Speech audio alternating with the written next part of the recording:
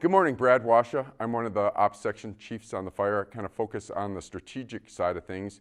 We have 4 other ops section chiefs on the fire, doing plans, being out on the fire line, and then one that's out there in the evenings overnight. They got the short straw. On the fire today, which is Wednesday, July 28th, we did receive precipitation yesterday on the fire. Not only did we have it in Incident Command Post here in Klamath Falls, but we also had fire on the fire. It varied from the west side, received more precipitation. We had some of our weather stations that picked up 0.6 inches of precipitation, so just over half an inch. The northern side was more in the below 1/10 of an inch, and then very little on the east side of the fire. But that did have an impact on our fire behavior, and we did see a decrease in fire behavior, and we're hoping to take advantage of that precipitation. It was also the type of precipitation that lasted for a long duration, and that also helps to cool the fire down and everything. So going around the fire itself for today, with that precipitation, we're going from looking at having to go indirect, which means we go away from the fire, put in fire lines, and then look to potentially burn them off, to trying to go to a more direct approach where we actually put firefighters on the line itself and to suppress the fire. Starting in the bottom of the fire last night, they had very little heat in that area.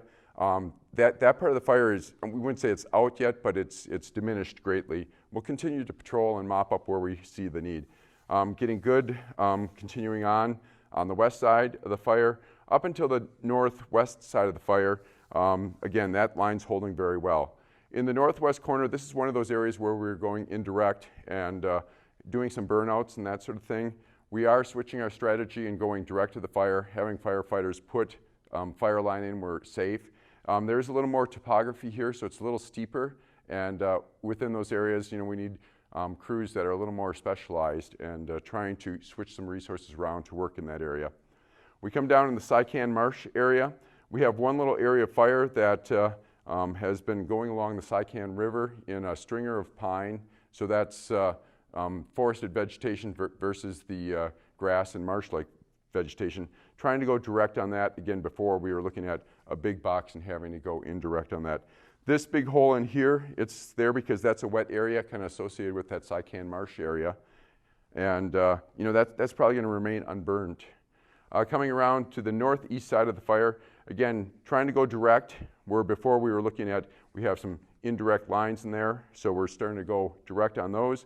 And we're starting to get some resources in. Yesterday we had the National Guard with 5 crews that are helping us out in that area and really bolstering our resources. Continuing down on the east side, again, this side didn't receive as much precipitation, but we do have this hole here. That's from an old burn from a couple years ago.